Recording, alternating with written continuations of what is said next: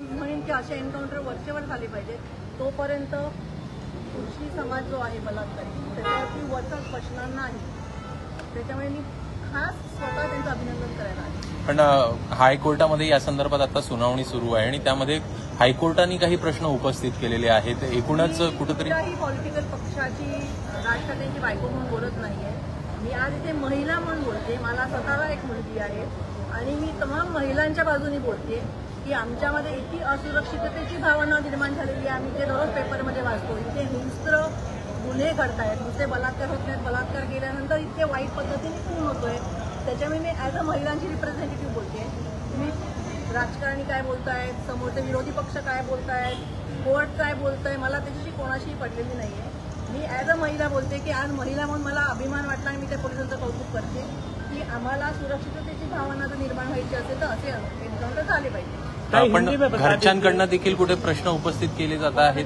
त्याच्या घरच्यांकडनं काही उपस्थित प्रश्न केले जात आहेत की एकूण त्याला फसवलं जात होतं, पुरावे नव्हते, जो दोषी आढळलेला नव्हता आणि अशा प्रकारचं कृत्य होतं. मला तर माहिती असू शकत नाही, पण मी टीव्हीवरच बघितलं. उज्ज्वल निकम साहेब बोलले की कोर्टाकडे आणि पोलिसांकडे त्याचे सर्व पुरावे आहेत. त्या 2 लहान मुलींनी त्यांना आयडेंटिफाय केलेलं आहे.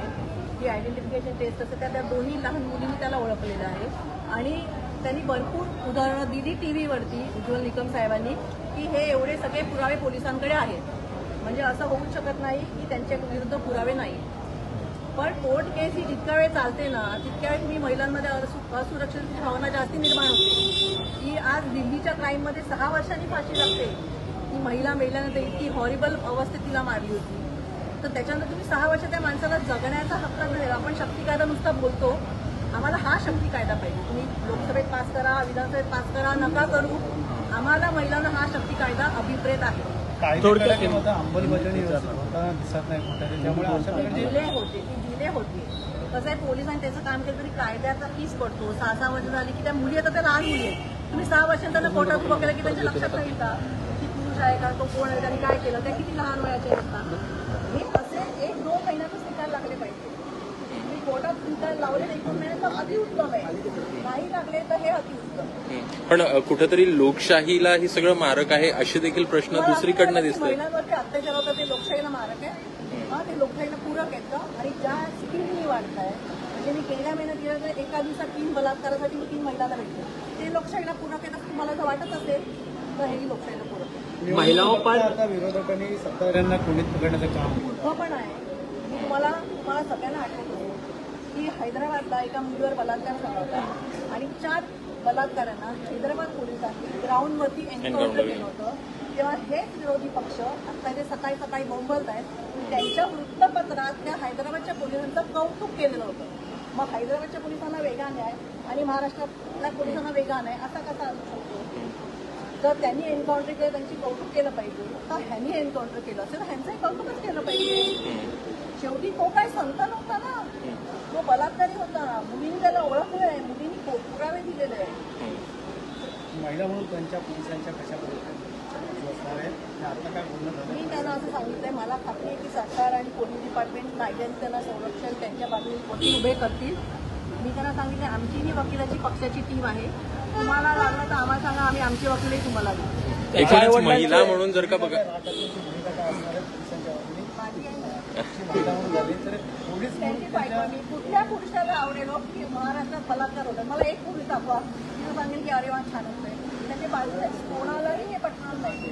महिलांवरती जे अत्याचार करतात ते कोणालाही पटणार नाही. एकूण महिला म्हणून तुम्ही हे सगळं बोलत असताना कुठेतरी कायदे जे आहेत ते यातनं कुठेतरी अतिशय ब्रिटिशकालीन आहेत आणि आपण वर्षानुवर्ष बोलतोय की ते कायदे बदलले पाहिजे. तुम्ही फास्ट कायदे केले तर त्या काळात एवढे गुन्हे होत नसतील. आताच्या काळात ज्या गुन्ह्यांचा स्पीड आहे तो त्या काळात नसेल. आताच्या पॉप्युलेशन जेवढं आहे तेवढं त्या काळात नसेल. वकील कमी आहेत, जज कमी आहेत, कोर्ट कमी आहेत. केसेस उभारायला ऑब्व्हियसली एवढे वर्ष लागणार. तुम्ही ते वाढवा सगळं, कायदे पास करा, तर मग हे असं व्हायची वेळच येणार नाही. जे आरोपीचं एन्काउंटर झालं त्याच्या आईवडिलांचं असं म्हणणं आहे की कोणाला तरी वाचवण्यासाठी माझ्या मुलीचा बळी घेतला. आता त्याच्यात मी काय बोलू, हे बघा माझं त्यांच्याशी त्यांचा सहभाग होऊ शकतो कारण त्यांचा मुलगा गमावला. मग त्या मुलांनी काय केलं याच्यात सहभागी नाही होऊ शकतो. शाळेने सुरक्षा कशामध्ये वाढवावी अनेक शाळा ज्या त्या अशा की दिवशी आमचे पक्ष सगळीकडे फिरतोय. सगळ्या शाळांमध्ये सीसीटीव्ही कंपल्सरी असला पाहिजे. नंबर 1. नंबर 2, जी लहान मुलांचे ग्रेड्स आहेत, ज्युनियर सिनियर नर्सरी, इथे पुरुष असलाच नाही पाहिजे. एखाद्या लहान मुलीला पुरुष कसा काय टॉयलेटला नेऊ शकतो? त्याच्यामुळे जोपर्यंत मुलं टॉयलेटला ट्रेनिंग नसतात तोपर्यंत मुलाचा असलाच नाही पाहिजे. एवढी तर बेसिक रिक्वायरमेंट प्रत्येक शाळांनी फॉलो केली पाहिजे. काही शाळेत आता सीसीटीव्ही नाहीये, त्याच्यामुळे प्लीज द्या, सुद्धा प्लीज द्या मला. आम्ही लगेच ऍक्टिव्ह होतो. अपोजिशन जो है वो बार बार सवाल उठा रहा है कि जिस प्रकार से ये एनकाउंटर किया है वो फर्जी एनकाउंटर बताया जा रहा है इसको, किस प्रकार से देखते हैं इस प्रकार के बयान? मैंने अभी एक मुझे मैसेज आया था, वो मराठी में बताया, मैं अभी आपको कि मैसेज ऐसा है, मुझे आया है व्हाट्सअप, अगर एनकाउंटर हुआ है तो पुलिस का अभिनंदन, मतलब कॉन्ग्रेचुलेशन, और अगर ये फेक एनकाउंटर हुआ है तो डबल कॉन्ग्रेचुलेशन. एक महिला करके मैं ऐसे बोल रही हूँ कि इतने क्राइम्स हो रहे हैं कि हमको शक्ति कायदा का जो वेट है वो 4-5 साल से उधर लोकसभा में पास नहीं हो रहा है, विधानसभा में पास होके कुछ फायदा नहीं है. तो we want justice like this. No, don't you think that this is a kind of a double standard of opposition party? I will give you proof.